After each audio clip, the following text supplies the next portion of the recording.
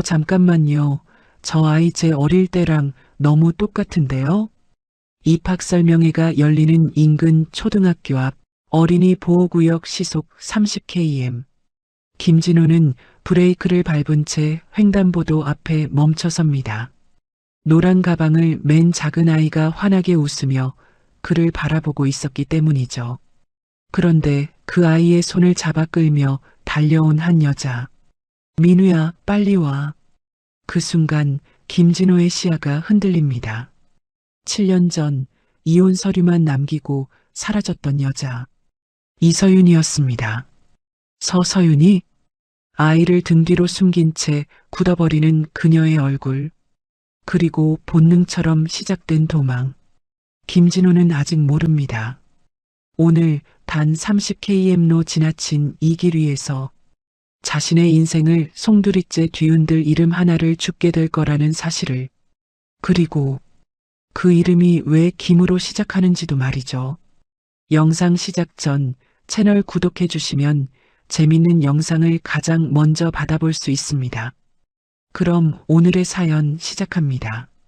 상쾌한 봄바람이 부는 아침이었지만 김진호는 핸들을 잡은 손에 땀을 쥐고 있었습니다. 김진호가 운영하는 인테리어 설계 사무소에서 이번에 초등학교 노후 환경 개선 사업을 맡게 되었거든요. 실사를 위해 학교로 향하는 길, 노란색 안전 펜스가 끝없이 이어진 어린이 보호구역에 들어서자 김진호는 속도를 줄였습니다.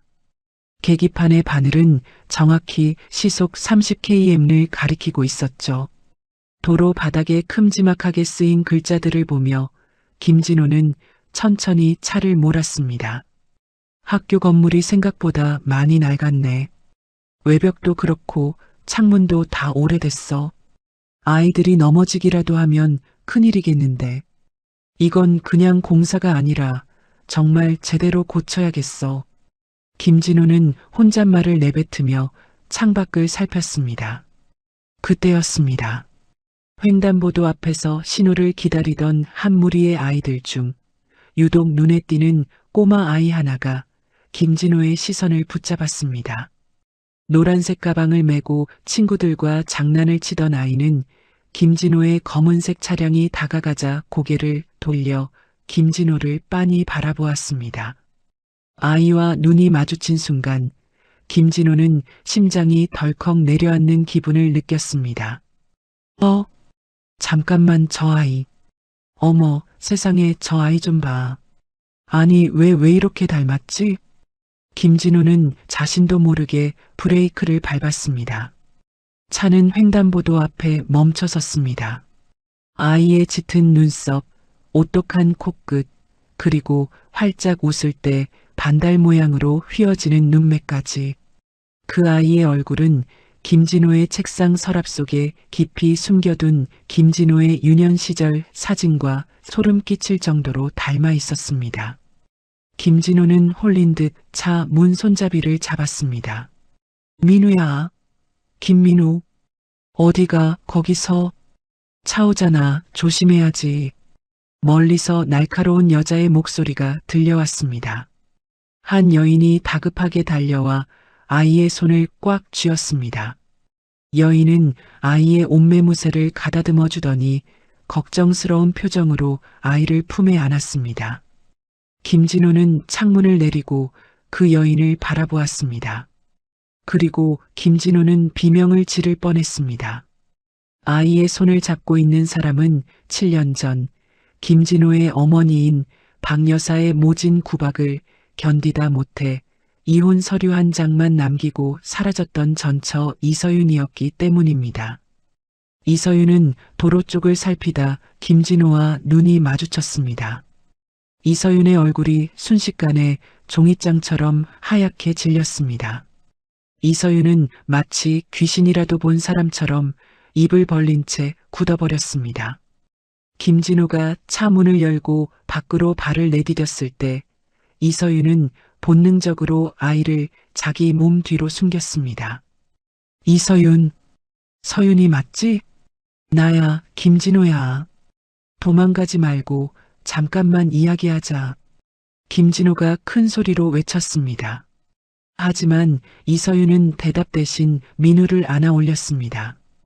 이서윤의 눈에는 공포와 당혹감이 가득 서려 있었습니다. 이서윤은 그대로 몸을 돌려 정문 옆 좁은 골목길로 전력 질주하기 시작했습니다. 서윤아, 잠깐만. 왜 피하는 거야? 도망칠 일 아니잖아. 아이도 같이 있는데 위험해. 제발 내 말 좀 들어봐. 김진호는 이서윤을 쫓아가려 했지만 뒷차들이 요란하게 경적을 울려댔습니다. 출근길 인파와 아이들을 등교시키는 부모들이 엉키면서 길은 순식간에 아수라장이 되었습니다. 김진호는 어쩔 수 없이 차를 다시 몰아 갓길에 세웠습니다. 김진호는 차에서 내려 이서윤이 사라진 골목을 향해 뛰었습니다. 하지만 골목 끝에는 아무도 없었습니다. 이서윤과 아이는 마치 연기처럼 사라져버렸습니다. 어디로 간 거야? 분명히 봤잖아. 내가 헛것을 본 게 아니야. 분명히 이서윤이었어. 아이도 분명히 같이 있었어. 김진호는 거친 숨을 몰아쉬며 무릎을 짚었습니다. 그때 발밑에 무언가 떨어져 있는 것이 보였습니다. 그것은 아까 아이가 가방에 달고 있던 이름표였습니다. 김진호는 떨리는 손으로 이름표를 집어들었습니다. 투명한 비닐 안에는 정갈한 글씨로 김민우라는 이름이 적혀 있었습니다. 김진호의 성씨인 김자를 그대로 쓰고 있었죠. 김진호의 가슴이 방망이질 치기 시작했습니다. 김민우. 이름이 김민우라고? 김씨였어. 서윤아, 이게 정말 우연이야? 설마 했는데. 너 나한테 왜 아무 말도 안 했어? 왜 나 혼자만 모르고 살게 한 거야? 김진우는 이름표를 가슴에 꼭 쥐었습니다. 7년 전 이혼할 당시 이서윤은 아무런 말도 없었습니다. 박 여사가 던진 모욕적인 말들을 묵묵히 견디다 그저 몸만 빠져나갔을 뿐이었죠. 만약 그때 이서윤이 임신 중이었다면 저 아이는 김진호의 친자식이 분명했습니다. 김진호는 눈시울이 뜨거워지는 것을 느꼈습니다. 김진호는 학교 보안관실로 향했습니다. 김진호는 보안관에게 방금 들어간 아이와 여자의 정보를 물었습니다. 하지만 보안관은 고개를 가로저으며 김진호를 경계했습니다. 죄송합니다만 학부모님이 아니시면 말씀드릴 수 없습니다. 아이 이름이나 보호자 정보는 절대 알려드릴 수 없어요. 용무가 있으시면 교무실로 가보세요.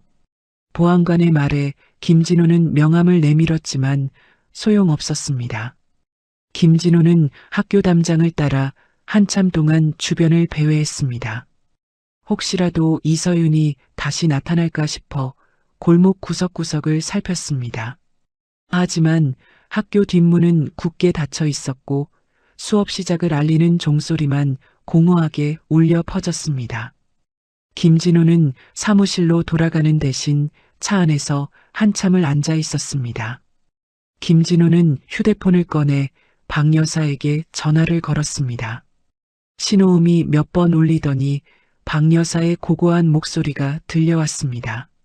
진호냐? 이 아침에 웬일이니? 박 여사가 우아하게 차를 마시는지 찻잔 부딪히는 소리가 들렸습니다. 김진호는 마른 침을 삼키며 입을 열었습니다. 어머니, 7년 전 서윤이 떠나던 날 말이에요. 정말 아무 말도 안 했어요? 몸이 안 좋다든지 병원에 다녔다든지 임신했다는 말, 그런 말 정말 한마디도 없었어요? 김진호의 물음에 박 여사의 목소리가 눈에 띄게 떨리기 시작했습니다. 박 여사는 당황한 듯 헛기침을 내뱉었습니다. 왜 갑자기 그런 쓸데없는 소리를 하니? 이미 끝난 사람 이야기잖아. 그 애가 스스로 나간 거야. 너도 다 알고 있었잖니. 괜히 옛날 일 들추지 마라. 박 여사는 서둘러 전화를 끊으려 했습니다. 김진호는 어머니의 목소리에서 감출 수 없는 불안감을 읽어냈습니다. 김진호는 직감했습니다. 박 여사가 무언가 중요한 사실을 숨기고 있다는 것을요. 김진호는 핸들을 세게 내리쳤습니다. 어머니, 어머니는 다 알고 계셨던 거죠? 서윤이가 아이를 가졌다는 거. 그걸 알고도 아무 말도 안 하고 그냥 내보내신 거예요? 김진호는 분노로 몸을 떨었습니다. 집으로 돌아온 김진호는 거실 한 구석에 박아두었던 낡은 상자를 꺼냈습니다. 상자 안에는 먼지 쌓인 앨범들이 가득했습니다. 김진호는 자신의 유치원 졸업 앨범을 펼쳤습니다. 그 속에는 환하게 웃고 있는 어린 김진호가 있었습니다. 김진호는 아까 본 민우의 얼굴과 사진 속 자신의 얼굴을 대조해 보았습니다. 거울을 보는 듯 똑 닮은 모습에 김진호는 확신했습니다. 민우는 김진호의 아들이었습니다. 밤이 깊었지만 김진호는 잠을 이룰 수 없었습니다. 창밖으로 어둠이 깔리고 가로등 불빛이 거실을 비추었습니다. 김진호는 서윤과의 결혼 반지를 손에 쥐었습니다. 이서윤이 그 고단한 세월을 홀로 아이를 키우며 어떻게 견뎌냈을지 짐작조차 되지 않았습니다. 김진호는 내일 아침 다시 그 학교 앞으로 가기로 결심했습니다. 이번에는 절대로 이서윤을 놓치지 않겠다고, 그리고 민우를 꼭 안아주겠다고 다짐하며 김진호는 뜬 눈으로 밤을 지새웠습니다. 시계 소리가 유난히 크게 들리는 고요한 밤이었습니다. 김진호는 창밖을 보며 조용히 읊조렸습니다. 서윤아, 미안해. 그때 내가 아무것도 못했어. 네가 얼마나 힘들었을지 이제서야 조금 알 것 같아. 너랑 민우, 이번에는 절대로 혼자 두지 않을게. 내가 꼭 찾아갈게. 김진호의 눈에서 뜨거운 눈물 한 방울이 뺨을 타고 흘러내렸습니다. 내일의 태양이 뜨면 김진호의 인생을 바꿀 새로운 이야기가 시작될 것입니다. 김진호는 이름표에 적힌 민우의 이름을 손가락으로 가만히 쓸어내렸습니다. 다음 날 새벽 6시 김진호는 눈을 뜨자마자 학교 근처 빌라촌으로 향했습니다. 어제 보았던 이서윤의 낡은 경차를 찾기 위해 골목마다 차를 세우고 주차장을 샅샅이 뒤졌죠. 아침 공기는 차가웠지만 김진호의 가슴은 터질 듯 뜨거웠습니다. 한참을 헤매던 김진호는 낡은 빌라 공터 구석에서 흙먼지가 잔뜩 내려앉은 흰색 경차를 발견했습니다. 뒷유리창에 붙은 작은 어린이 스티커가 김진호의 눈에 들어왔습니다. 여기 있었구나. 이서윤, 여기서 숨어 지낸 거야? 김진호는 차 안에서 몸을 숨긴 채 빌라 입구를 지켜보았습니다.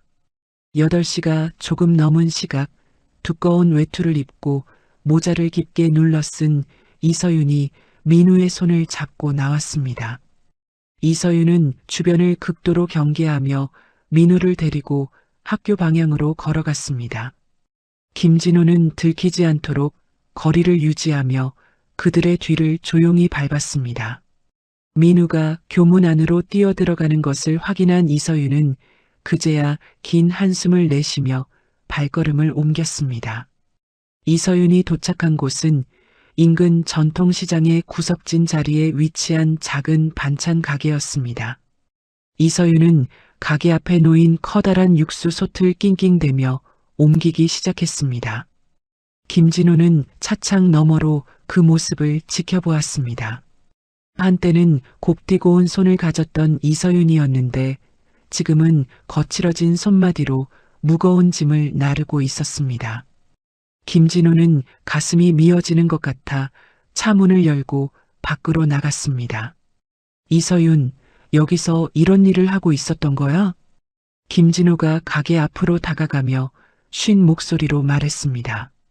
이서윤은 들고 있던 국자를 바닥에 떨어뜨리며 쏘스라치게 놀랐습니다. 이서윤의 눈에 경멸과 분노가 서렸습니다. 이서윤은 떨리는 손으로 바닥에 떨어진 국자를 집어들며 외쳤습니다. 당신이 여기 왜 있어? 당장 나가. 내 가게에서 나가라고요. 이서윤은 가판대 위에 있던 소금 그릇을 집어들어 김진호의 발밑에 거칠게 뿌렸습니다. 김진호는 발등에 닿는 소금 알갱이들을 보며 멍하니 서 있었습니다. 주변 상인들이 하나둘 고개를 내밀며 수군거리기 시작했죠. 김진호는 이서윤의 팔을 붙잡으며 애절하게 물었습니다. 서윤아, 제발 내 말 좀 들어봐. 그 아이 민우 내 자식 맞지? 어제 이름표 봤어. 내 성을 따랐잖아. 왜 숨긴 거야? 왜? 이서윤은 김진호의 손을 세차게 뿌리치며 차갑게 쏘아붙였습니다. 이서윤은 젖은 앞치마에 손을 닦으며 김진호를 노려보았습니다. 착각하지 마세요. 김씨 성 가진 사람이 당신 하나뿐이야? 민우는 당신이랑 아무 상관없는 아이야. 이름이 비슷하고 얼굴이 좀 닮았다고 해서 다 내 자식인 줄 알아? 어제는 우연이었고 오늘은 스토커야. 한 번만 더 나타나면 경찰에 신고할 테니 그리 알아. 이서윤은 가게 안쪽으로 들어가 문을 쾅 닫아버렸습니다.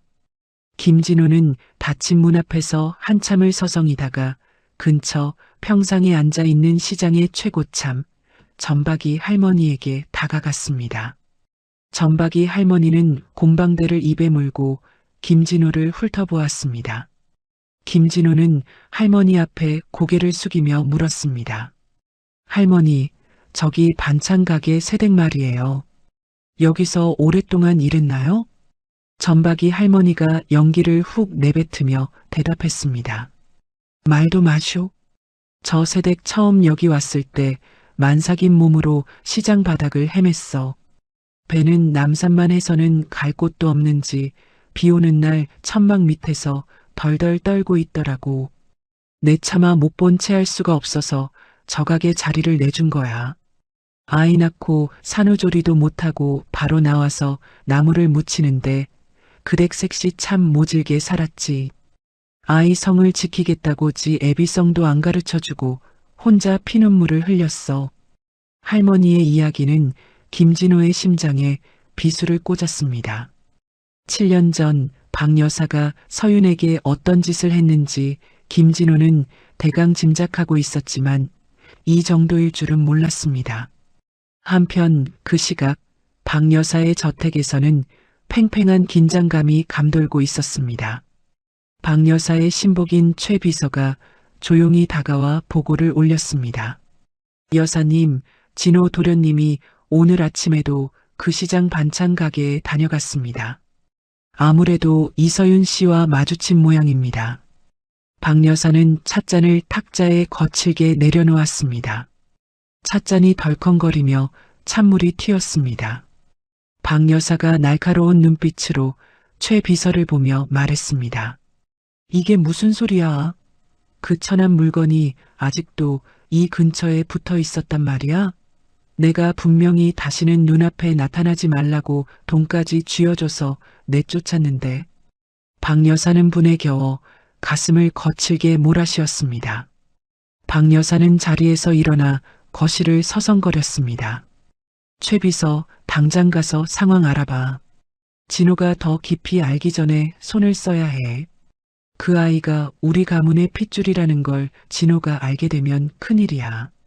절대로 둘이 다시 엮이게 해서는 안 돼. 박 여사는 최 비서에게 무언가 은밀한 지시를 내렸습니다. 김진호는 그런 사실도 모른 채 다시 이서윤의 가게를 찾았습니다. 퇴근하는 이서윤의 앞을 가로막은 김진호는 유전자 검사 키트가 든 봉투를 내밀었습니다. 김진호가 결연한 표정으로 말했습니다. 서윤아, 유전자 검사하자. 검사 결과 나오면 내가 깨끗이 물러날게.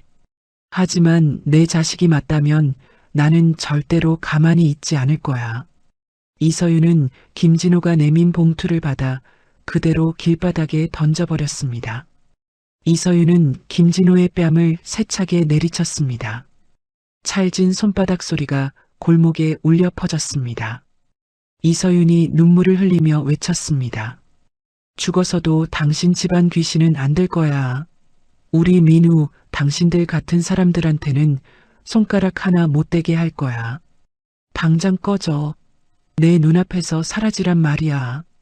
이서윤은 민우를 데리고 빌라 안으로 뛰어들어갔습니다. 김진호는 얼얼한 뺨을 감싸쥐고 멍하니 서 있었습니다. 밤이 깊었지만 김진호는 차를 돌리지 않았습니다.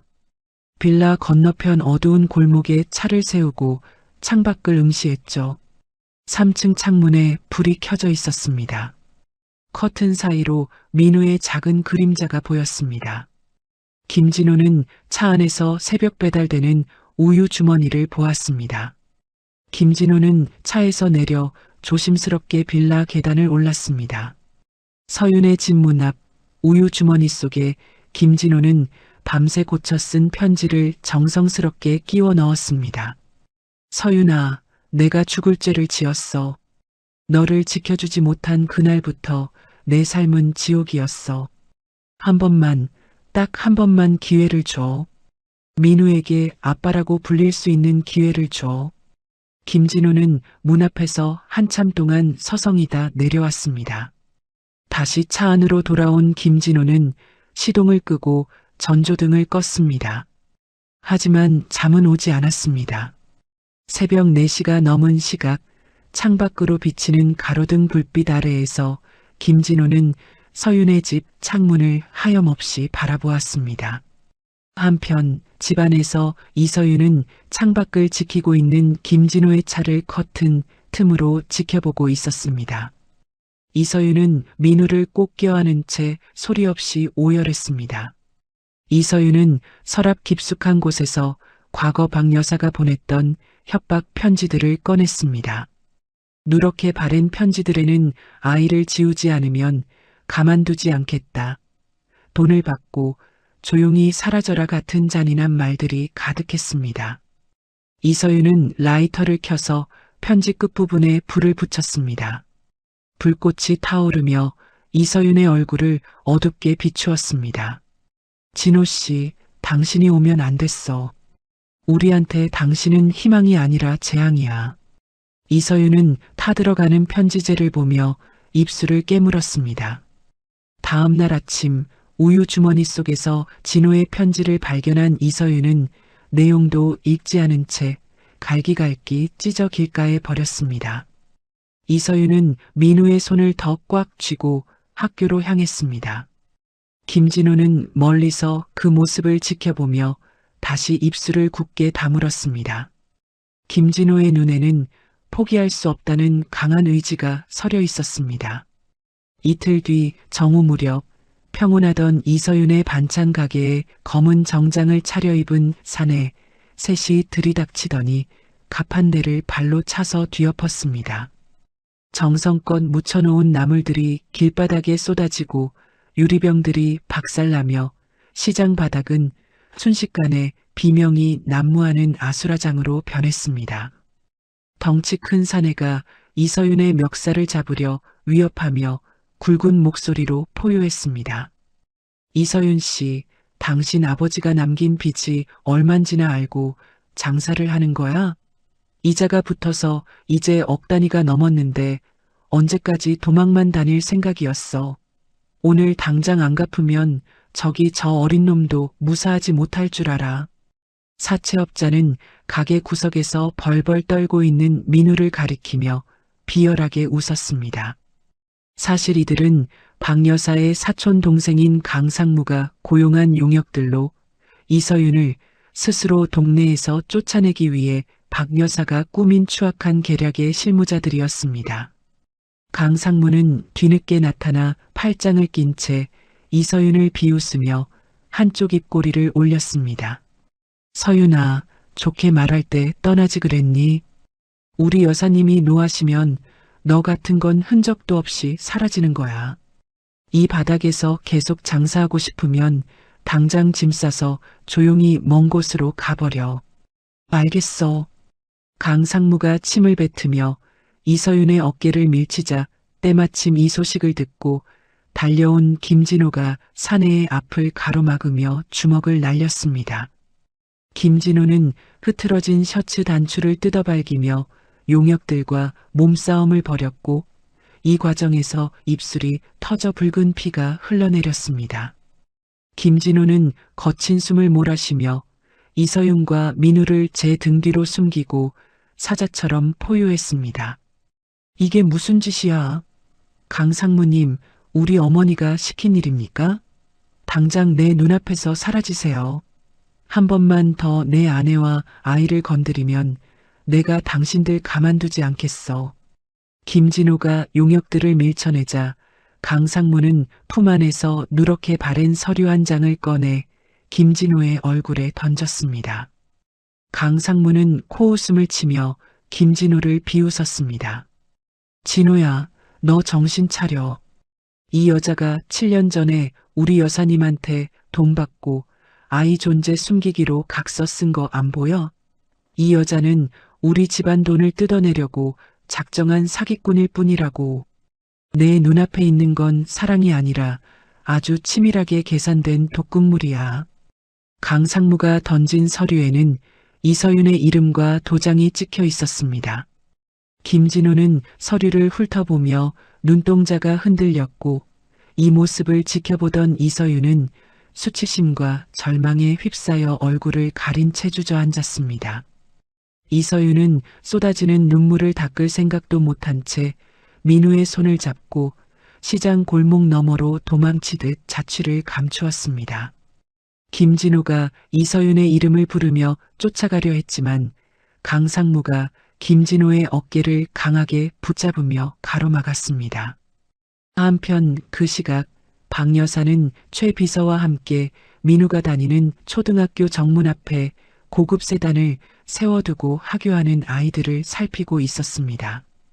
수업을 마친 민우가 친구들과 나오자 박 여사는 인자한 할머니의 가면을 쓰고 민우에게 다가가 무릎을 굽혔습니다. 박 여사는 민우의 머리를 쓰다듬으며 아주 다정한 목소리로 아이를 꿰어냈습니다. 어머, 네가 민우구나? 정말 예쁘게 생겼네. 할머니는 내 아빠 친구란다.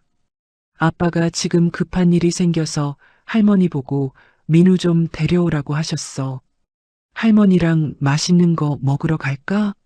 차 안에 민우가 좋아하는 장난감도 아주 많단다. 박 여사는 경계하는 민우를 다독이며 강제로 차 뒷좌석에 밀어 넣었습니다. 차 문이 닫히고 시동이 걸리자 박 여사의 얼굴에서는 웃음기가 사라졌고 박 여사는 무표정한 얼굴로 창밖을 응시하며 최 비서에게 별장으로 향하라고 명령했습니다. 뒤늦게 학교로 달려온 이서윤은 민우의 가방만 덩그러니 놓인 운동장에서 아이의 이름을 부르짖으며 실성한 사람처럼 울부짖었습니다. 민우야, 우리 민우 어디 갔어요? 선생님, 우리 애 좀 찾아주세요. 제발요. 이서윤은 교문을 붙잡고 오열하다 김진호에게 전화를 걸어 비명을 질렀습니다. 김진호는 이서윤의 절규를 듣고 직감적으로 박 여사의 소행임을 깨달았습니다. 김진호는 자신의 차량에 장착된 위치 추적기를 확인하며 박 여사의 별장이 있는 경기도 외곽으로 차를 몰았습니다. 김진호는 도로의 차선을 무시한 채 엑셀러레이터를 끝까지 밟으며 핸들을 세게 움켜쥐었습니다. 어머니, 제발 아이만은 건드리지 마세요. 제발요. 김진호는 별장 대문에 차를 거칠게 들이받아 문을 강제로 열고 마당으로 진입했습니다. 별장 거실에서는 박 여사가 울고 있는 민우의 손을 꽉 잡은 채 놓아주지 않고 있었습니다. 김진호는 거실 문을 박차고 들어가 박 여사의 손을 거칠게 뿌리치며 민우를 제 품에 안았습니다. 어머니, 지금 제정신이세요? 이 어린아이를 납치하다니요. 당장 비키세요. 김진호가 고함을 치자 박 여사는 소파에서 일어나 김진호의 뺨을 향해 손을 휘둘렀습니다. 박 여사는 얼굴 근육을 파르르 떨며 소리를 질렀습니다. 이 바보 같은 놈아. 이 아이가 우리 집안의 유일한 핏줄인 걸 확인했는데 어떻게 저런 천한 어미 밑에서 키우게 둔단 말이냐? 내가 이 아이를 가문의 당당한 후계자로 키우겠다는데 네가 왜 방해를 해? 저 여자는 돈이면 다 되는 천한 물건이야. 박 여사는 이서윤에 대한 저주를 퍼부으며 김진호가 안고 있는 민우를 다시 뺏으려 달려들었습니다. 김진호는 어머니를 밀쳐내며 민우의 귀를 손으로 막았습니다. 김진호는 증오가 가득 찬 눈으로 박 여사를 노려보았습니다. 천한 건 서윤이가 아니라 사람 목숨을 돈으로 환산하는 어머니예요. 오늘부로 저는 어머니 아들 아닙니다. 다시는 내 아들과 아내 앞에 나타나지 마세요. 한 번만 더 이런 짓 하시면 저 정말로 죽어버릴 겁니다. 김진호는 통곡하는 민우를 들쳐업고 별장을 빠져나와 빗속으로 차를 몰았습니다.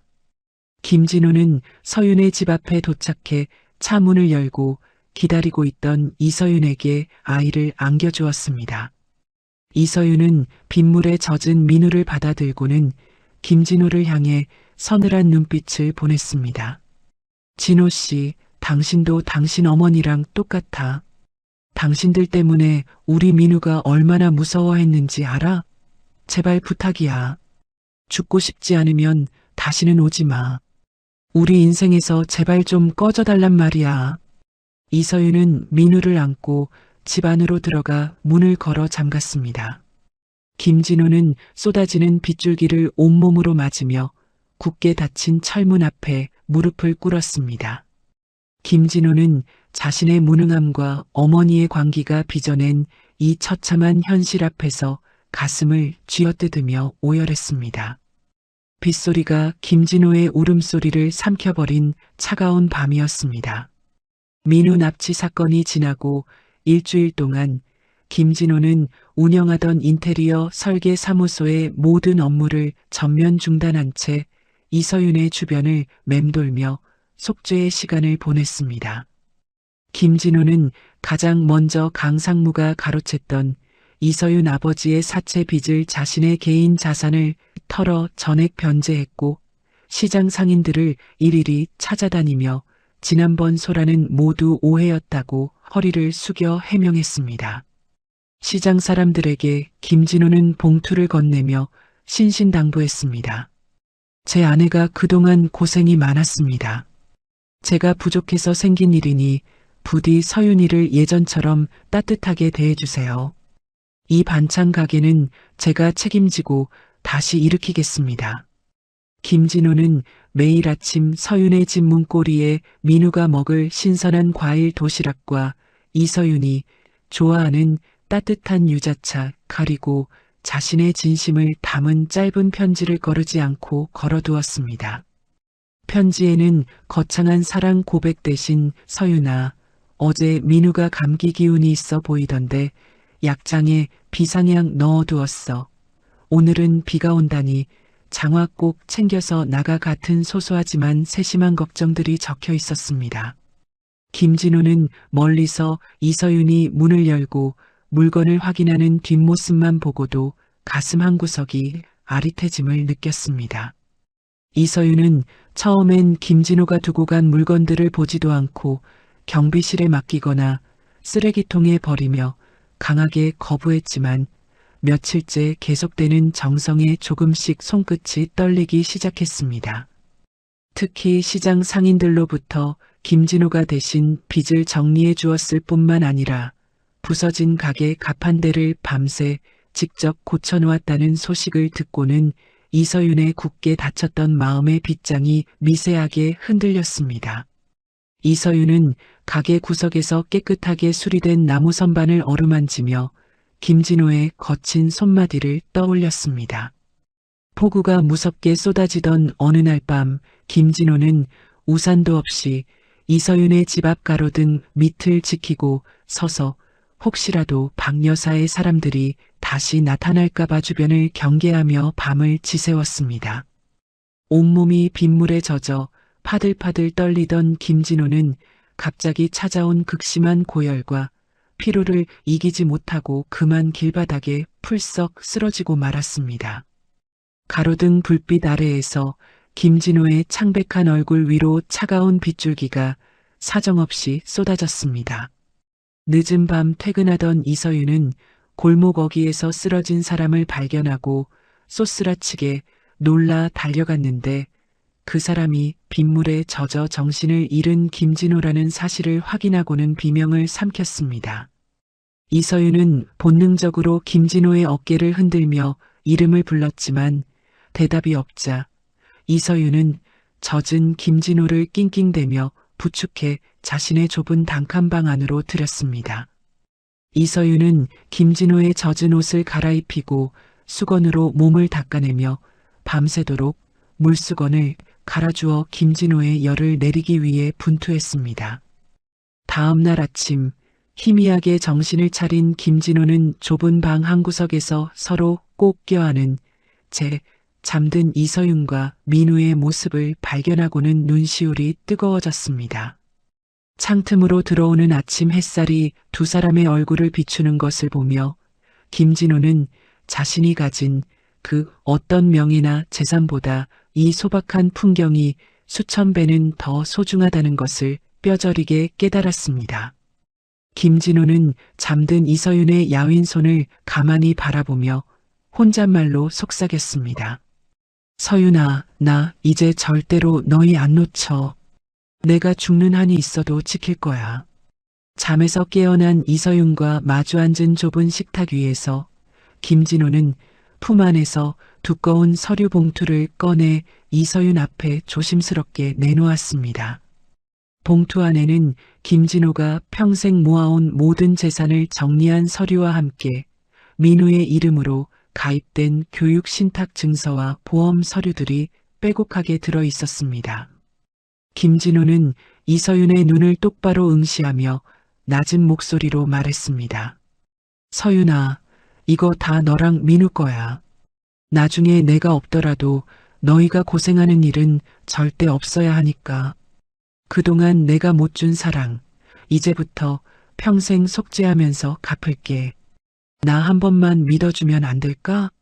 한편 그 시각 방 안에서 조용히 걸어 나온 민우는 낯선 아저씨인 김진호의 젖은 손을 작은 손으로 꽉 잡으며 호기심 어린 눈빛으로 물었습니다. 아저씨가 우리 아빠예요? 엄마가 아빠는 하늘나라에서 별이 됐다고 했는데 아저씨가 별에서 내려온 거예요? 민우의 순수한 물음에 김진호는 가슴이 미어지는 것 같아 차마 말을 잇지 못하고 입술만 파르르 떨었습니다. 김진호는 바닥에 무릎을 꿇고 앉아 민우를 자신의 품에 꽉 껴안으며 미안하다는 말만 수십 번 되풀이했고 민우는 그런 김진호의 등을 작은 손으로 토닥여 주었습니다. 그 모습을 지켜보던 이서윤은 7년 동안 억눌러왔던 서러움과 고통이 한꺼번에 터져나오며 얼굴을 감싸쥐고 엉엉 울음을 터뜨렸습니다. 이서윤은 울먹이며 김진호의 가슴을 주먹으로 약하게 내리쳤습니다. 왜 이제 왔어? 왜 이제야 나타나서 사람 마음을 이렇게 헤집어 놓느냐고. 나랑 민우가 얼마나 힘들었는지 당신이 알기나 해. 두 사람은 밤새도록 7년 동안 쌓였던 오해와 고통을 하나둘 꺼내놓으며 가슴속에 맺혔던 응어리를 풀어냈습니다. 김진호는 박 여사가 조작했던 이혼각서와 돈 봉투의 진실을 설명하며 이서윤의 명예를 반드시 회복시켜주고 다시는 그런 일이 없도록 하겠다고 손을 잡고 맹세했습니다. 이서윤은 김진호의 진심 어린 눈빛에서 예전 자신이 그토록 사랑했던 다정한 남편의 모습을 다시 발견하고는 조금씩 안도감을 느꼈습니다. 다음 날부터 김진호는 새벽같이 일어나 이서윤과 함께 시장에 나갔고 서툰 솜씨지만 이서윤의 반찬 가게 일을 돕기 위해 팔소매를 걷어붙였습니다.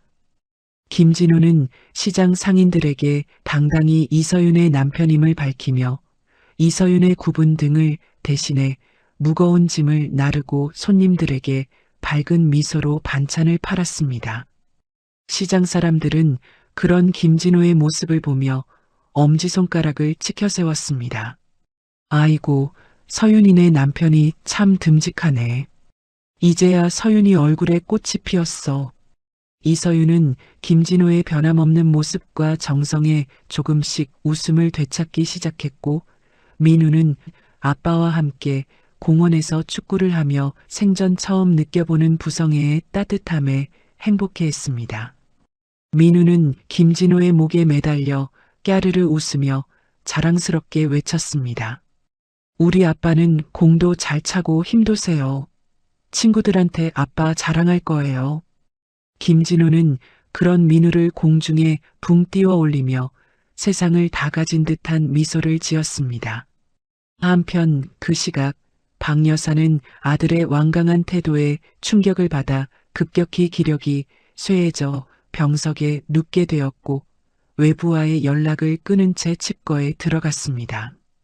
김진호는 어머니를 찾아가 서윤과 민우에게 진심으로 무릎 꿇고 사죄하지 않으면 영원히 손주를 볼 수 없을 것이라며 단호하게 최후 통첩을 보냈습니다. 박 여사는 아들의 단호한 표정에서 예전과는 다른 강인함을 읽고는 깊은 생각에 잠겼습니다. 김진호는 서윤과 민우를 위해 보안이 철저하고 햇살이 잘 드는 아파트를 계약했고 그곳에 이서윤만을 위한 작은 요리 스튜디오를 설계하기 시작했습니다. 김진호는 설계도를 펼쳐 보이며 이서윤에게 다정하게 말했습니다. 서윤아, 여기서 네가 하고 싶은 요리 마음껏 해. 민우랑 너만 행복하면 나는 더 바랄 게 없어. 이제 우리 여기서 새로 시작하는 거야. 이서윤은 설계도 구석구석에 배어있는 김진호의 세심한 배려에 감동하며 김진호의 어깨에 고개를 기댔습니다. 비가 그친 맑은 오후 세 사람은 근처 공원을 나란히 걸으며 과거의 폭풍우가 지나간 자리에 돋아난 새로운 희망의 싹을 조심스럽게 보듬었습니다. 김진호는 한 손으로는 이서윤의 손을, 다른 한 손으로는 민우의 손을 꽉 잡으며 천천히 발걸음을 옮겼습니다. 이서윤은 맑게 갠 하늘을 보며 눈가에 맺힌 눈물을 닦아내고는 환하게 웃었습니다. 진호 씨, 우리 이제 정말로 행복해질 수 있을까? 김진호는 이서윤의 손을 더 세게 쥐며 단호하게 대답했습니다. 그럼 내가 무슨 일이 있어도 너희 두 사람 지켜줄게. 이제 우리한테 눈물은 없을 거야. 햇살이 유난히 눈부시게 내리쬐는 오후였습니다. 김진호와 이서윤은 민우의 손을 나란히 맞잡고 구청 정문을 들어섰습니다. 두 사람의 발걸음은 그 어느 때보다 가벼웠고 얼굴에는 설렘 가득한 미소가 번져 있었습니다. 김진호가 서류 봉투에서 정성스럽게 작성한 혼인신고서를 꺼내며 말했습니다. 서윤아, 이제 정말 남남이 아니야. 우리 진짜 가족이 되었어. 이서윤이 김진호의 손을 지그시 맞잡으며 대답했습니다. 꿈만 같아. 다시는 이 서류를 작성할 일이 없을 줄 알았는데. 고마워, 진호 씨. 김진호는 서류 접수대 앞에 서서 직원에게 서류를 건넸습니다. 직원이 서류를 검토하고 도장을 꾹 찍는 소리가 복도에 경쾌하게 울려 퍼졌습니다. 김진호는 그 소리가 마치 세상에서 가장 아름다운 음악처럼 들렸습니다. 민우가 김진호의 바지가랑이를 붙잡으며 호기심 어린 눈빛으로 물었습니다. 아빠, 이제 나도 김민우예요? 엄마랑 아빠랑 이름이 똑같아지는 거예요? 김진호가 민우를 번쩍 안아 올리며 환하게 웃었습니다. 그럼 우리 민우 이제 당당한 김민우지. 아빠 아들이고 서윤이 아들이야. 누구도 우리 민우 못 건드려. 새 집으로 이사하는 날 창밖으로는 푸른 하늘이 끝없이 펼쳐져 있었습니다. 김진호가 직접 인테리어를 설계하고 꾸민 아파트는 세 사람의 새로운 시작을 축복하듯 아늑한 분위기를 자아냈습니다. 김진호는 이서윤의 눈을 가리고 조심스럽게 거실 옆 작은 방으로 안내했습니다. 김진호가 문을 활짝 열며 외쳤습니다. 서윤아, 이제 눈 떠봐. 여기가 바로 내 요리 스튜디오야. 이서윤은 눈앞에 펼쳐진 근사한 주방을 보고 입을 다물지 못했습니다. 최신식 조리기구와 넓은 조리대, 그리고 벽면에 정갈하게 걸린 이서윤의 이름이 새겨진 앞치마가 보였습니다. 이서윤은 떨리는 손으로 조리대를 쓰다듬으며 눈시울을 붉혔습니다. 진호 씨, 이걸 언제 다 준비했어? 나 정말 여기서 내 요리 다시 시작해도 되는 거야? 김진호가 이서윤의 어깨를 감싸 안으며 다정하게 속삭였습니다. 당연하지. 이제 시장에서 힘들게 남을 묻히지 마. 여기서 네가 하고 싶은 요리 마음껏 하고 세상 사람들한테 내 솜씨 뽐내봐. 내가 다 도와줄게. 민우의 방은 하늘색 별빛 테마로 꾸며져 있었습니다. 김진호는 아이가 뛰어놀다 다치지 않도록 가구 모서리마다 투명한 안전가드를 꼼꼼하게 붙였습니다. 김진호가 바닥에 무릎을 꿇고 앉아 마지막 가드를 고정하며 말했습니다. 민우야, 이제 이 방에서 마음껏 뛰어놀아도 돼. 아빠가 다 안전하게 만들어놨어. 민우가 침대 위에서 방방 뛰며 기뻐했습니다. 우와, 아빠 최고. 내 방이 세상에서 제일 예뻐요. 아빠랑 여기서 매일매일 놀고 싶어요. 이서윤은 문가에 서서 그 모습을 지켜보며 깊은 안도감을 느꼈습니다. 7년 동안 좁은 단칸방에서 아이를 재우며 늘 미안했던 마음이 비로소 씻겨 내려가는 기분이었습니다. 이서윤은 자신의 스튜디오에서 정성껏 만든 반찬들을 온라인으로 판매하기 시작했습니다. 김진호는 퇴근 후 직접 사진을 찍고 홍보 문구를 작성하며 이서윤의 사업을 적극적으로 도왔습니다. 어느덧 주문이 폭주하며 휴대폰에서 주문 알림음이 끊임없이 울려 퍼졌습니다. 김진호가 휴대폰 화면을 보여주며 신이 난 목소리로 말했습니다. 서윤아, 이거 봐. 오늘만 주문이 100건이 넘었어. 사람들 반응이 정말 뜨거워. 이서윤이 조리대 앞에서 바쁘게 손을 움직이며 대답했습니다. 어머, 정말? 나 잠시만 쉴 틈도 없겠네. 그래도 너무 행복해, 진호 씨. 김진호는 앞치마를 두르고 이서윤 옆에서 포장 박스를 접으며 함께 웃었습니다. 두 사람이 힘을 합쳐 일궈가는 소중한 일상은 그 어떤 성공보다 값진 것이었습니다. 민우의 유치원 하교 시간, 김진호는 아이를 데리러 유치원 정문 앞으로 향했습니다. 민우는 멀리서 김진호를 발견하자마자 친구들의 손을 놓고 달려왔습니다. 민우가 김진호의 목에 매달리며 자랑스럽게 외쳤습니다. 선생님, 저기 보세요. 우리 아빠예요. 우리 아빠는 뭐든지 다 고치는 영웅이에요. 유치원 선생님이 김진호에게 인사를 건네며 말했습니다. 민우 아버님, 민우가 하루 종일 아빠 자랑만 해요. 아빠가 세상에서 제일 좋대요. 김진호는 쑥스러운 듯 극적이며 민우를 안아 올렸습니다.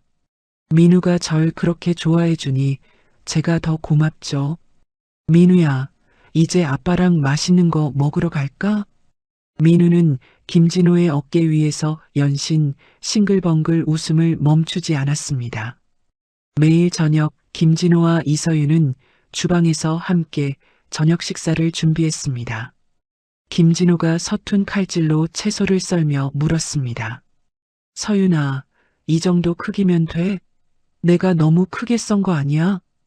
이서윤이 김진호의 손을 다정하게 잡아주며 대답했습니다. 아니야, 아주 잘했어. 이제 냄비에 넣고 끓이기만 하면 돼. 당신 정말 요리사가 다 됐네. 식탁에 마주 앉은 세 사람은 정답게 이야기를 나누며 식사를 마쳤습니다. 식사 후 김진호는 민우를 욕조에 넣고 따뜻한 물로 씻겨주었습니다. 김진호가 민우의 머리에 샴푸 거품을 잔뜩 묻히며 장난스럽게 말했습니다. 민우야, 아빠가 거품 왕관 만들어줄게. 자, 봐봐. 멋진 왕관이지? 민우가 거울 속 자신의 모습을 보며 깔깔대고 웃었습니다. 히히, 아빠 웃겨요. 나도 아빠 머리에 거품 묻힐 거예요. 욕실 안에는 부자의 웃음소리가 가득 울려 퍼졌고 이서윤은 그 소리를 들으며 설거지를 하는 내내 입가에 미소를 띄었습니다. 밤이 되면 김진호는 민우의 침대 곁에 앉아 동화책을 읽어주었습니다. 김진호가 목소리를 변조해가며 실감나게 이야기를 들려주자 민우는 눈을 초롱초롱하게 빛내며 집중했습니다. 그래서 용감한 아빠 사자는 아기 사자를 구하기 위해 어둠 속으로 뛰어들었답니다. 이제 아기 사자는 아빠 사자 품에서 안전하게 잠이 들었죠. 김진호는 잠이 든 민우의 이마에 입을 맞추고 조심스럽게 방을 나왔습니다. 거실에서 기다리던 이서윤이 김진호에게 따뜻한 차 한 잔을 건네며 말했습니다. 고마워, 진호 씨. 민우가 아빠 덕분에 이제 밤에 악몽도 안 꾸고 잘 자네. 김진호가 이서윤을 품에 꼭 안으며 대답했습니다. 서윤아, 나도 이제야 다리 뻗고 자는 것 같아. 너랑 민우가 내 곁에 있다는 게 아직도 꿈만 같아. 이서윤은 김진호의 가슴에 머리를 기대며 평화로운 밤의 공기를 만끽했습니다. 과거의 트라우마는 이제 멀리 사라지고 오직 현재의 행복만이 두 사람을 감싸고 있었습니다.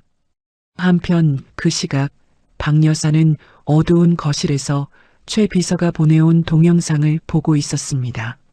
화면 속에는 민우가 학예회에서 환하게 웃으며 노래를 부르는 모습이 담겨 있었습니다. 박 여사는 돋보기 안경을 고쳤으며 민우의 얼굴을 가만히 응시했습니다. 박 여사가 떨리는 목소리로 최 비서에게 물었습니다. 최 비서, 민우가 정말 저렇게 행복해 보이니? 내가 그동안 무슨 짓을 한 건지 이제야 조금 알 것 같구나. 최 비서가 옆에서 조용히 대답했습니다. 여사님, 도련님과 민우 도령은 지금 누구보다 행복하게 지내고 있습니다. 여사님도 이제 마음의 짐을 내려놓으셔도 됩니다. 박 여사는 민우의 웃음소리를 들으며 한참 동안 창밖을 바라보았습니다. 자신의 오만이 깨뜨릴 뻔했던 가족의 소중함이 무엇인지 박 여사는 뒤늦게 깨달으며 참회의 눈물을 흘렸습니다. 주말이 되자 세 사람은 제주도로 가족여행을 떠났습니다. 푸른 바다와 하얀 모래사장이 펼쳐진 해변에서 민우는 모래성을 쌓으며 즐거워했습니다. 김진호가 카메라를 꺼내들며 서윤과 민우를 불렀습니다. 자, 여기 보세요. 우리 가족 첫 여행 사진 찍는다. 하나, 둘, 셋. 카메라 셔터 소리와 함께 세 사람의 환한 웃음이 렌즈에 담겼습니다. 이서윤은 제주도의 맑은 공기를 들이마시며 진호의 손을 꼭 잡았습니다. 진호 씨, 우리 앞으로도 이렇게 계속 행복할 수 있겠지? 김진호가 서윤의 어깨를 감싸 안으며 단호하게 대답했습니다. 그럼 내가 무슨 일이 있어도 너랑 민우는 지킬 거야. 이제 우리 인생에 시련은 없어. 노을 지는 바닷가를 배경으로 세 사람의 그림자가 길게 이어졌습니다. 그것은 세상에서 가장 단단하고 아름다운 가족의 모습이었습니다. 집으로 돌아온 김진호는 거실벽 중앙에 제주도에서 찍은 사진을 걸었습니다. 김진호가 액자 수평을 맞추며 말했습니다. 서윤아, 이거 봐. 이 사진 정말 잘 나왔지? 우리 민우가 세상에서 제일 예쁘네. 이서윤이 액자 곁으로 다가와 고개를 끄덕이며 대답했습니다. 정말 그러네. 우리 가족, 이제 정말 완성된 것 같아. 민우는 액자 밑에서 춤을 추며 좋아했습니다. 세 사람의 집에는 따뜻한 온기와 사랑이 가득 넘쳐났고 그 평화는 영원할 것처럼 보였습니다. 고통의 시간을 견뎌낸 자들에게 주는 찬란한 계절의 선물과도 같은 나날들이었습니다. 평화로운 일요일 오후였습니다. 거실 창으로 쏟아지는 따스한 햇살 아래 김민우는 바닥에 엎드려 알록달록한 퍼즐 조각을 맞추고 있었습니다. 김진호는 그런 아들의 머리를 쓰다듬으며 옆에서 정답게 웃고 있었고, 이서윤은 주방에서 세 식구가 함께 먹을 과일을 깎고 있었죠. 온 집안에 달콤한 과일 향기와 평화로운 웃음소리가 가득했습니다. 하지만 그 평화는 그리 오래가지 않았습니다. 아빠, 나 머리가 핑 돌아요. 배도 살살 아픈 것 같고, 김민우가 퍼즐을 맞추다 말고 고개를 가로저으며 말했습니다. 김진호는 아이의 안색이 순식간에 샛노랗게 변하는 것을 보고 쏘스라치게 놀라 아이의 어깨를 붙잡았습니다. 민우야, 어디가 어떻게 아파? 아빠 봐봐. 응? 김진호가 다급하게 묻는 순간 김민우의 코에서 붉은 코피가 주르륵 흘러내렸습니다. 아이는 그대로 중심을 잃고 거실 바닥으로 힘없이 쓰러졌습니다. 민우야, 정신 차려. 민우야. 이서윤이 손에 든 접시를 떨어뜨리며 달려왔습니다. 접시가 바닥에 부딪혀 산산조각이 났지만 이서윤은 그 조각들을 밟는 줄도 모르고 아이를 껴안았습니다. 김진호는 민우를 단숨에 들쳐업고 현관으로 달려나갔습니다. 서윤아, 빨리 차키 챙겨. 응급실로 가야 해. 김진호는 신발도 제대로 신지 못한 채 계단을 뛰어내려갔습니다. 이서윤은 사르르 떨리는 손으로 가방을 챙겨 뒤를 따랐습니다. 병원으로 향하는 차 안에서 김민우는 의식을 잃은 채 신음소리만 내뱉었고 이서윤은 아이의 손을 꽉 잡고 기도를 올렸습니다. 응급실에 도착하자마자 김민우는 의료진들에 의해 중환자실로 옮겨졌습니다. 하얀 가운을 입은 의사들이 분주하게 움직였고 김진호와 이서윤은 차가운 복도 의자에 앉아 숨을 죽였습니다. 긴 시간이 흐른 뒤 담당 의사가 무거운 표정으로 밖으로 나왔습니다. 김진호가 의사의 소매를 붙잡으며 다급하게 물었습니다. 선생님, 우리 민우 어떻게 된 겁니까? 그냥 단순한 빈혈 아니죠? 의사가 차트를 넘기며 한숨을 내쉬었습니다. 아이가 태어날 때부터 간으로 가는 통로가 막혀 있었던 것 같습니다. 그동안 홀로 고생하며 키우시는 동안 병세가 깊어진 모양이에요. 지금은 간이 딱딱하게 굳어버린 말기 단계입니다. 당장 이식 수술을 하지 않으면 아이의 생명을 보장하기 어렵습니다. 이서윤은 의사의 말이 끝나기도 전에 벽을 짚고 주저앉았습니다. 이서윤은 자신의 가슴을 손톱으로 긁으며 오열했습니다. 다 내 죄야. 내가 돈이 없어서, 내가 못나서 우리 민우를 이 지경까지 만든 거야. 선생님, 제발 제 간이라도 떼어주세요. 제발 우리 민우 좀 살려주세요. 이서윤이 바닥을 기며 의사에게 애원했습니다. 의료진들이 달려들어 이서윤을 진정시키려 했지만 이서윤은 실성한 사람처럼 울부짖었습니다. 김진호는 이서윤을 품에 꼭 안고 함께 눈물을 흘렸습니다. 서윤아, 정신 차려. 아직 방법이 있어. 내가 있잖아. 내가 우리 민우 어떻게든 살려낼 거야.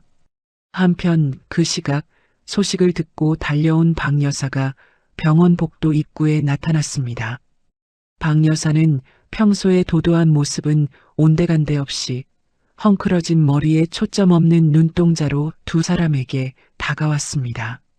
박 여사는 무너져 있는 이서윤을 보고는 가슴을 치며 통곡했습니다. 이게 다 내 죄다. 내가 지은 죄를 내 새끼가, 내 손주가 대신 받는구나. 하늘도 무심하시지. 어찌 이런 시련을 주신단 말이냐. 박 여사는 이서윤 앞에 무릎을 꿇었습니다.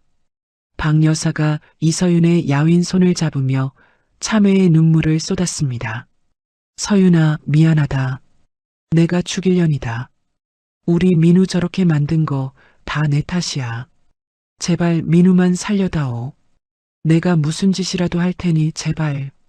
병원 복도는 세 사람의 처절한 울음소리로 가득 찼습니다. 검사 결과가 나오기까지의 시간은 지옥과도 같았습니다. 이서윤은 곧바로 조직 검사를 받았지만 의사는 고개를 가로저었습니다. 서윤 씨는 그동안의 과로로 인해 간 수치가 너무 높고 건강 상태가 좋지 않습니다. 게다가 간의 크기도 아이에게 이식하기에는 너무 작아요. 이대로는 기증자가 될 수 없습니다. 이서윤은 다시 한번 절망의 구렁텅이에 빠졌습니다. 그때 김진호가 의사의 손을 잡으며 결연한 목소리로 말했습니다. 선생님, 제 검사 결과는 어떻습니까? 제가 아버지입니다. 재간은 민우에게 줄 수 있지 않습니까? 의사가 서류를 살피며 심각한 표정으로 대답했습니다. 진호 씨의 조직은 민우와 아주 잘 맞습니다. 하지만 진호 씨의 간 구조가 일반인과 달라서 떼어내는 과정이 매우 복잡하고 위험합니다. 수술 중에 진호 씨조차 위험해질 수 있어요. 정말로 하시겠습니까? 의사가 내민 수술 동의서에는 온갖 위험한 상황들이 빼곡하게 적혀 있었습니다. 이서윤이 김진호의 옷소매를 붙잡으며 고개를 가로저었습니다. 안 돼, 진호 씨. 당신까지 잘못되면 나랑 민우는 어떻게 살라고 그래. 제발 다른 기증자를 찾아보자. 내가 돈을 빌려서라도 다른 방법을 알아볼게. 이서윤이 눈물로 호소했지만 김진호는 부드럽게 이서윤의 손을 떼어냈습니다. 김진호는 이서윤의 눈물을 닦아주며 아주 다정하게 말했습니다. 서윤아, 내 아들을 살릴 수 있는데 내가 뭘 더 망설이겠어. 나 없이는 살아도 민우 없이는 못 살잖아. 내가 민우 살리고 꼭 너한테 돌아올게. 나 믿지? 김진호는 주저없이 펜을 들어 수술 동의서에 서명했습니다. 김진호의 손끝은 조금의 망설임도 없이 단호했습니다. 중환자실 유리창 너머로 인공호흡기에 의지한 채 잠든 민우를 바라보며 김진호는 조용히 입술을 깨물었습니다. 수술 전날 밤 병실 안은 고요했습니다. 민우는 희미하게 정신이 드는지 가늘게 눈을 떴습니다. 민우가 김진호의 손가락을 작은 손으로 꽉 쥐며 모기만한 목소리로 물었습니다. 아빠, 나 이제 안 아플 수 있어요? 아빠가 나랑 같이 있어줄 거죠? 김진호는 아이의 손등에 입을 맞추며 억지로 미소를 지어 보였습니다.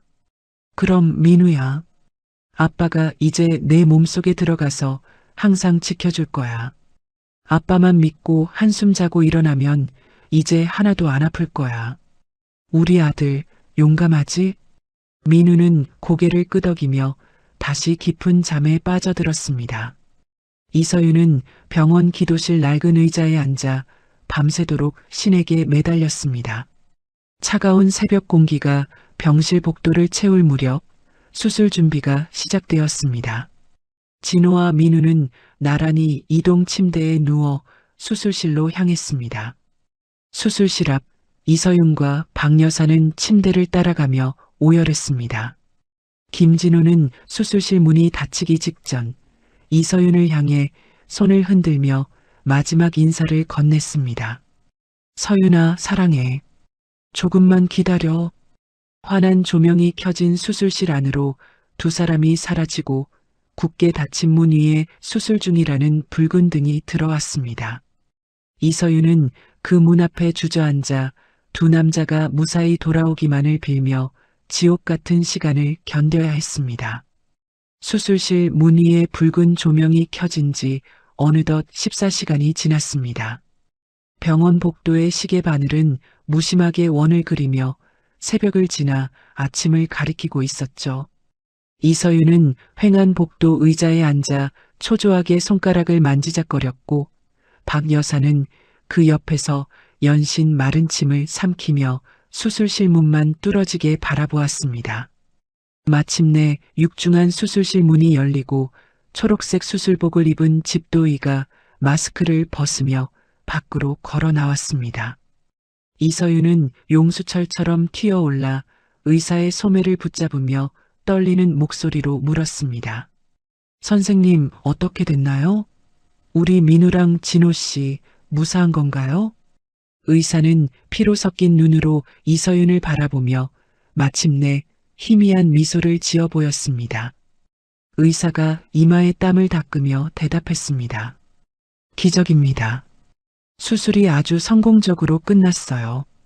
김진호 씨의 간이 민우 군의 몸에 완벽하게 자리를 잡았습니다.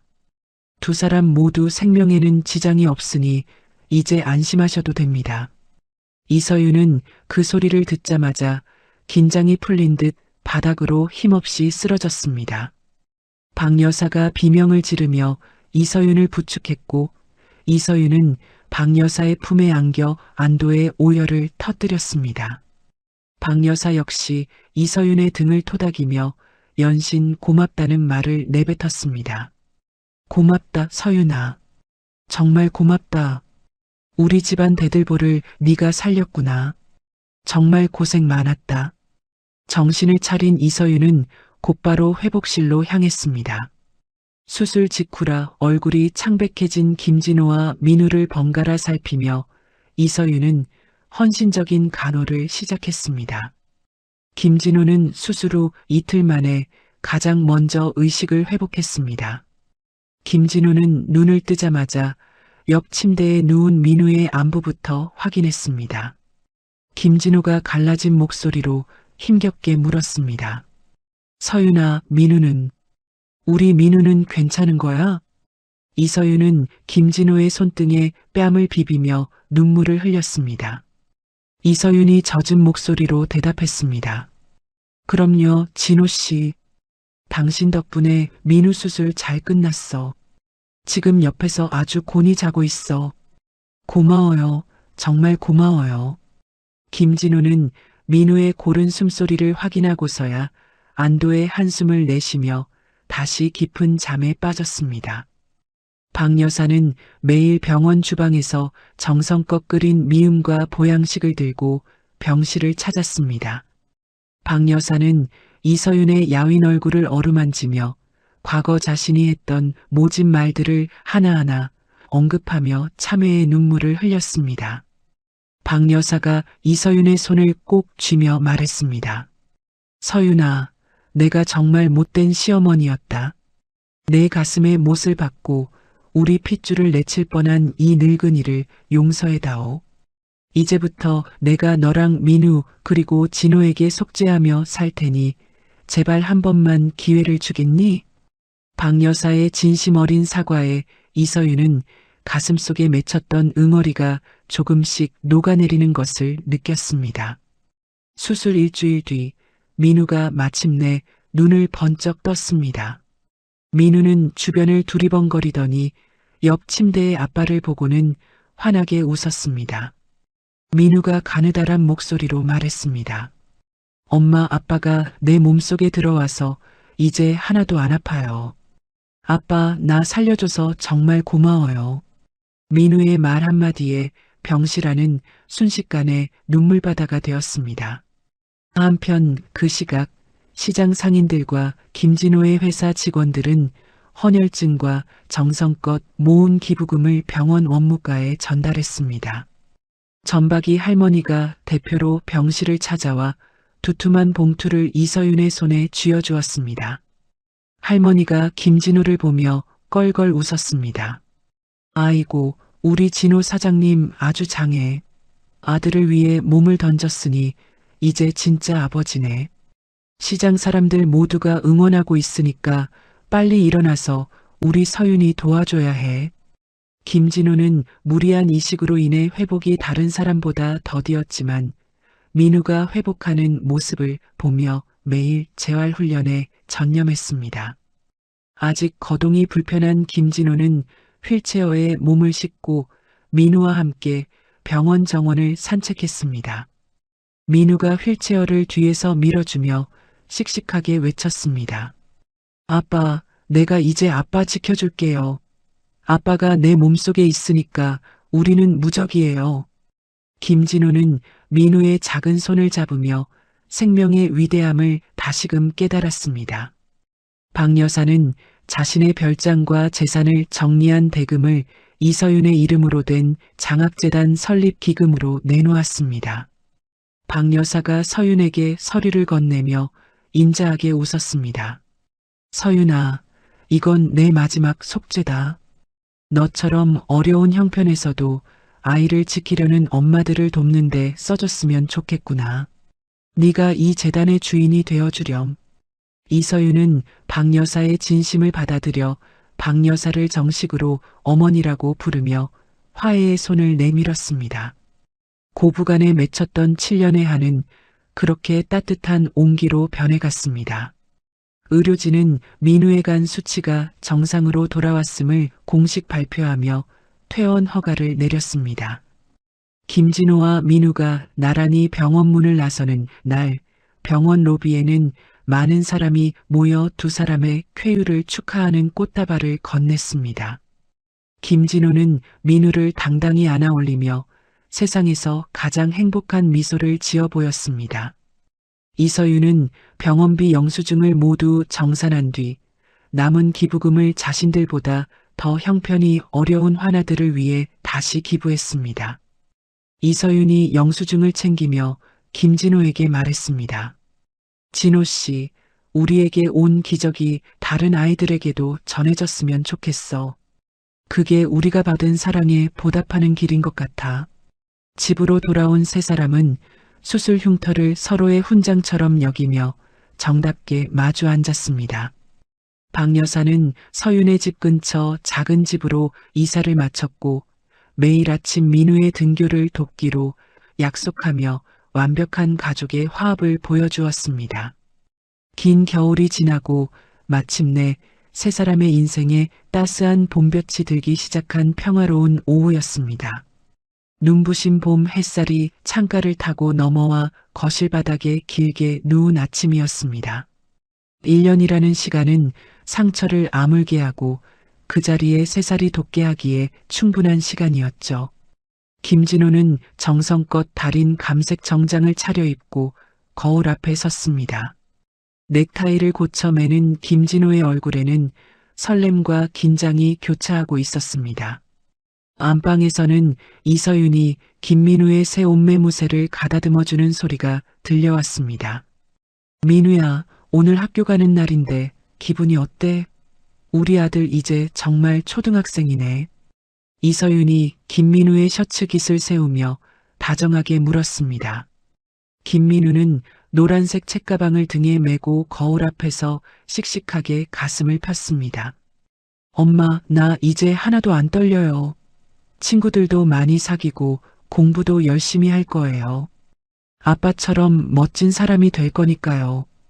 김민우가 주먹을 불끈 쥐며 대답하자 김진호가 방으로 들어와 김민우를 번쩍 안아 올렸습니다.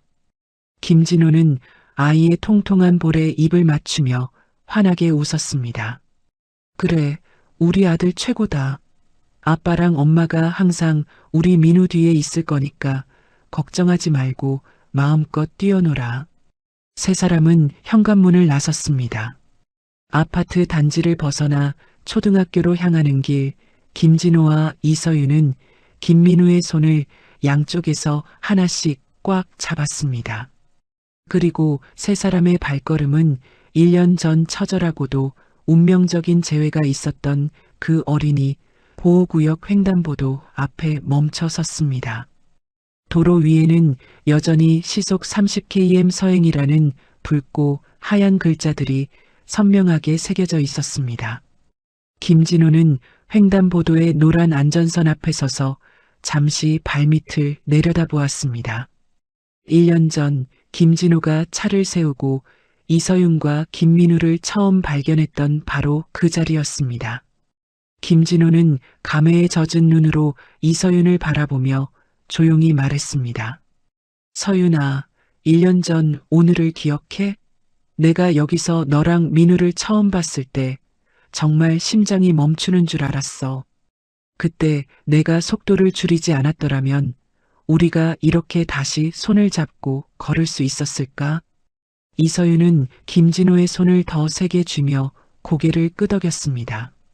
이서윤의 눈가에 투명한 이슬이 맺혔습니다. 나도 기억해, 진호 씨.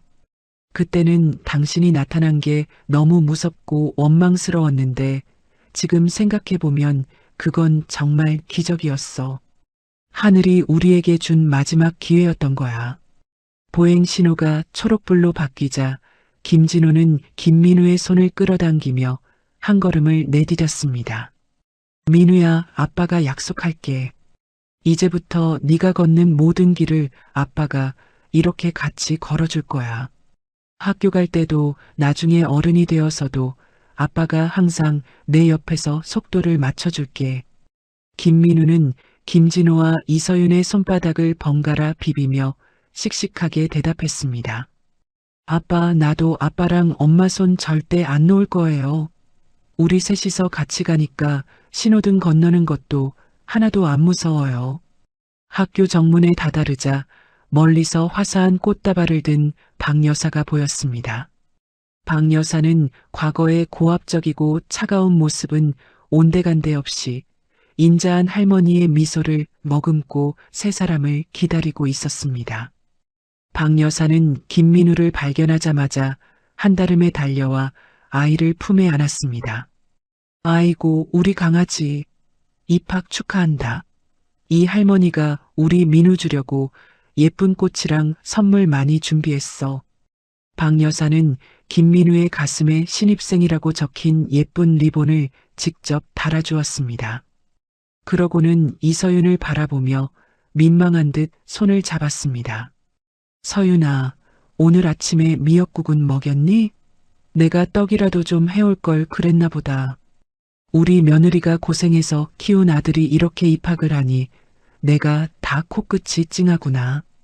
박 여사의 따뜻한 말 한마디에 이서윤은 이제 정말 응어리가 다 녹아내린 듯 환하게 웃었습니다. 어머니, 민우 아침 든든하게 먹였어요. 와주셔서 정말 감사해요. 어머니랑 같이 입학식 보러 가니까 민우가 더 좋아하는 것 같아요. 입학식이 진행되는 강당 안은 활기찬 아이들의 목소리와 학부모들의 박수 소리로 가득 찼습니다. 김진호는 이서윤의 어깨를 감싸 안으며 무대 위에서 자기소개를 기다리는 김민우를 응시했습니다. 드디어 김민우의 차례가 되자 김민우는 마이크를 잡고 우렁찬 목소리로 외쳤습니다. 제 이름은 김민우입니다. 우리 아빠는 아픈 제 몸속에 자기 간을 넣어준 세상에서 제일 힘이 센 영웅이고요. 우리 엄마는 세상에서 제일 맛있는 요리를 만들어주는 천사예요. 저도 엄마 아빠처럼 사랑이 많은 사람이 되겠습니다. 김민우의 순수한 고백에 강당 안은 순식간에 박수갈채가 터져 나왔습니다. 김진호와 이서윤은 서로를 마주보며 참아왔던 눈물을 흘렸습니다. 지난 7년의 세월, 그리고 다시 만나 겪었던 모진 시련들이 주마등처럼 스쳐 지나갔습니다. 입학식이 끝나고 김진호는 학교 운동장을 가로질러 나오며 아까 차를 세웠던 갓길 쪽을 다시 한번 돌아보았습니다. 1년 전의 김진호가 오늘의 김진호를 향해 미소 짓는 것 같은 기분이 들었습니다. 서윤아, 저기 봐. 내가 저기서 차를 세웠었지. 그때는 저 30km 나는 숫자가 그냥 법인 줄만 알았는데 이제는 알아. 저건 사랑하는 사람을 발견하기 위해 속도를 줄이라는 신호였다는 걸. 이서윤이 김진호의 팔에 다정하게 매달리며 대답했습니다. 맞아, 진호 씨. 너무 빨리만 달렸으면 우리는 서로를 못 보고 지나쳤을 거야. 천천히 가니까 이렇게 예쁜 민우도 보이고 당신 마음도 보이고 내 꿈도 보이네. 이서윤의 요리 스튜디오는 이제 줄을 서서 사야 할 정도로 번창하고 있었습니다. 이서윤은 매달 수익금의 절반을 홀로 아이를 키우는 엄마들과 병원비가 부족한 아이들을 위해 기부하며 받은 사랑을 사회에 돌려주었습니다. 김진호 역시 인테리어 설계사라는 본업 외에도 어린이 교통안전 홍보대사로 활동하며 매일 아침 노란 조끼를 입고 아이들의 등굣길을 지켰습니다. 저녁이 되자 세 사람은 가족사진관으로 향했습니다. 김민우의 입학을 기념하고 이제는 셋이 아닌 박 여사까지 포함된 온전한 가족의 모습을 남기기 위해서였죠. 카메라 셔터 소리가 울려 퍼질 때마다 네 사람의 얼굴에는 세상에서 가장 행복한 웃음꽃이 피어났습니다. 집으로 돌아온 김진호는 거실 한복판에 걸린 액자 속 가족들의 얼굴을 하나하나 쓰다듬었습니다. 그러고는 서재 책상 앞에 앉아 낡은 일기장을 펼쳤습니다.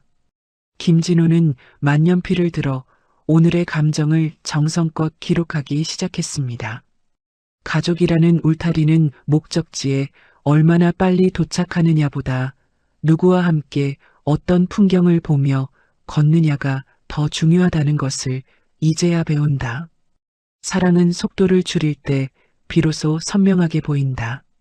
내 인생의 가장 큰 기적은 30km의 서행에서 시작되었다. 김진호는 일기장을 덮고 창밖을 내다보았습니다. 밤하늘의 별들이 김민우의 방을 따뜻하게 비추고 있었습니다. 김진호는 거실로 나와 이서윤과 함께 박 여사가 정성껏 준비한 저녁 식사를 나누며 소소한 대화를 이어갔습니다. 김민우는 거실 바닥에 앉아 새로 받은 교과서를 소중하게 넘겨보고 있었죠. 어머니, 이 나물 정말 맛있어요. 서윤이 솜씨보다 더 좋은 것 같은데요? 김진호의 장난스러운 말에 이서윤이 눈을 흘기며 웃었습니다. 어머, 진호 씨, 내가 어머니한테 얼마나 열심히 가르쳐 드렸는데 그런 소리를 해? 어머니, 진호 씨 반찬 주지 마세요. 박 여사가 껄껄 웃으며 김진호의 밥 위에 생선살을 발라 올려주었습니다. 아이고, 우리 아들 입맛은 알아줘야지. 서윤아, 진호가 좋아서 저러는 거 아니냐? 우리 며느리 솜씨가 워낙 좋으니 시어머니인 내가 요리를 다 배우고 참 오래 살고 볼 일이다. 세대가 모여 앉은 식탁 위로 따뜻한 김이 모락모락 피어올랐습니다.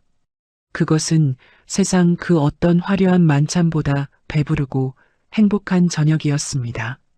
이야기의 마지막 장면, 김진호는 다시 운전대를 잡고 어린이 보호구역에 진입합니다. 김진호는 익숙하게 브레이크를 밟아 속도를 30km의 아래로 맞춥니다. 횡단보도를 건너는 아이들의 천진난만한 웃음소리가 창문 틈으로 들려옵니다. 김진호는 그 아이들 하나하나의 얼굴에서 민우의 미소를 발견하며 조용히 입가에 미소를 띱니다. 화면 위로 노란색 안전선과 함께 따뜻한 문구가 흐르며 막을 내립니다. 어린이 보호구역, 잠시 멈춰 서세요. 당신이 줄인 그 속도가 누군가에게는 평생의 기적이 될 수 있습니다. 여러분, 오늘 준비한 이야기는 여기까지입니다. 어린이 보호구역의 30km 서행이 한 가족에게 선사한 기적 같은 재회, 어떻게 들으셨나요? 앞만 보고 정신없이 달려가야만 하는 세상이지만 진호 씨가 속도를 줄였기에 잃어버렸던 소중한 인연을 다시 만날 수 있었던 것처럼 우리 삶도 가끔은 천천히 주변을 살피는 여유가 필요한 것 같습니다.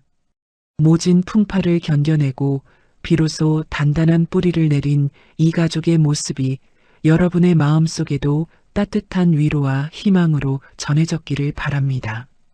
늦었다고 생각할 때가 가장 빠를 때라는 말처럼 지금 곁에 있는 소중한 사람들에게 사랑한다는 말 한마디 건네보시는 건 어떨까요? 항상 건강하시고 여러분의 일상에도 늘 찬란한 봄볕 같은 행복이 가득하시길 진심으로 기원하겠습니다. 이야기를 끝까지 들어주신 분이 계시다면 잘 들었다고 댓글 하나만 남겨주세요. 감사합니다.